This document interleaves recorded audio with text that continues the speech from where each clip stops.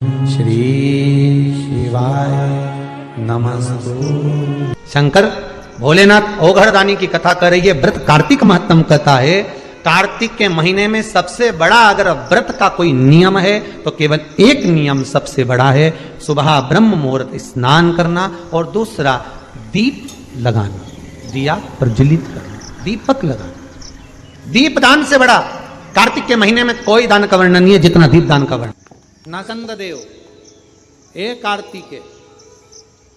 कार्तिक के महीने में जो दीप दान करता है उसके घर में कभी संपदा की कमी नहीं आती है। जितने लोग बैठे हैं टीवी चैनल के सामने बिल्कुल ध्यान से सुनिएगा।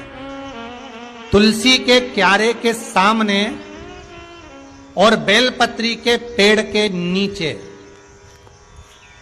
आप अगर 5 मिनट भी बैठकर भगवान का भजन करते हो, आप जिस मंत्र की माला करते हो उसका फल लाख गुना हो जाता, भले एक बार जपा क्यों नहीं।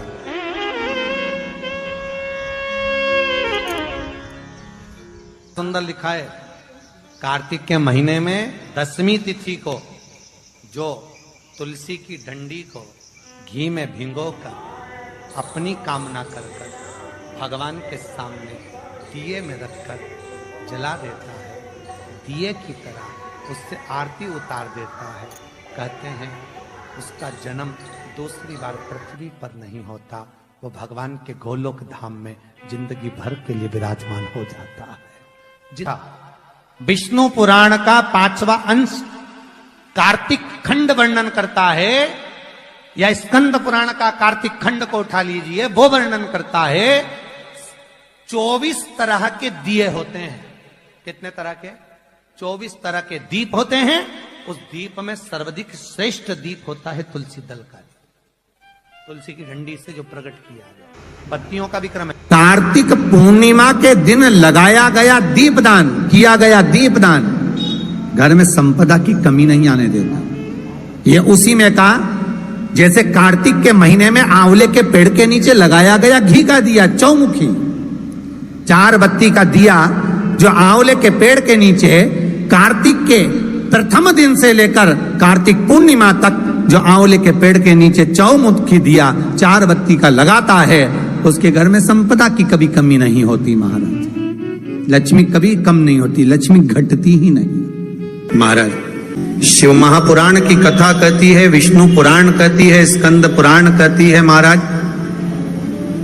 कि भगवान नारायण स्वयं इस जड़ के नीचे अपना विश्राम करते हैं। प्रयास करा करो, 1 चुटकी हल्दी, कितनी? मात्र 1 चुटकी हल्दी, आंवले के वृक्ष के नीचे भगवान हरि हर महादेव, कौन से महादेव हैं?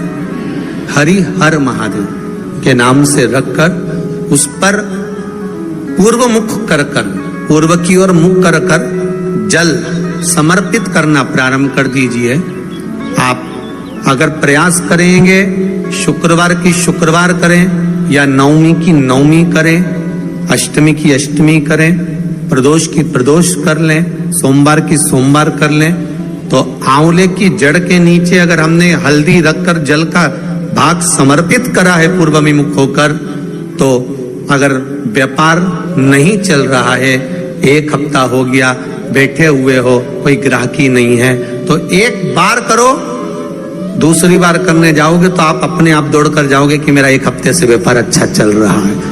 आप दूसरी बार करोगे तो आपको ये ज्ञान उपदेश ये प्राप्त हो जाएगा, अपने आप रिजल्ट सामने आएगा कि हाँ, हमने आंवले के वृक्ष के नीचे हल्दी को समर्पित करा था और उसको चढ़ाने के बाद हमने जो जल चढ़ाया है उसका फल हमको प्राप्त हुआ। पहले से तुलसी आपके घर में अगर सूखी हो, तुलसी सूख गई हो, तो उसकी जो लकड़ी होती है उस लकड़ी का 7 लकड़ी का बंडल बनाकर दीप बना लो।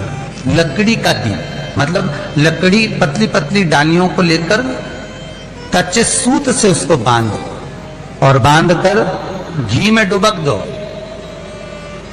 कार्तिक के महीने में शुक्ल पक्ष की त्रयोदशी तिथि जब आए, प्रदोष का जब व्रत आए, उस दिन भगवान के मंदिर में, शिव मंदिर में नहीं, भगवान किसी भी देवता के मंदिर में, विष्णु के मंदिर में, नारायण के मंदिर में, कृष्ण मंदिर में, राम मंदिर में, किसी भी मंदिर में मंदिर ना हो तो अपने घर के मंदिर में शाम के समय पर उस तुलसी की लकड़ी का दीप, दिया भरकर उसमें घी डालकर जो दीप प्रकट कर देता है, जला देता है, दीप को प्रज्वलित कर देता है, उसके घर में कभी संपदा की कमी नहीं होती। महाराज विष्णु पुराण में स्पष्ट लिखा है। प्रदोष है या सोमवार, शंकर या भोलेनाथ घोघरदानी की कथा कर रही है। व्रत कार्तिक महात्म कथा है। कार्तिक के महीने में सबसे बड़ा अगर व्रत का कोई नियम है तो केवल एक नियम सबसे बड़ा है, सुबह ब्रह्म मुहूर्त स्नान करना और दूसरा दीप लगाना, दिया प्रज्वलित करना, दीपक लगाना। दीप दान से बड़ा कार्तिक के महीने में कोई दान का वर्णन नहीं है जितना दीप दान का वर्णन कार्तिक महीने।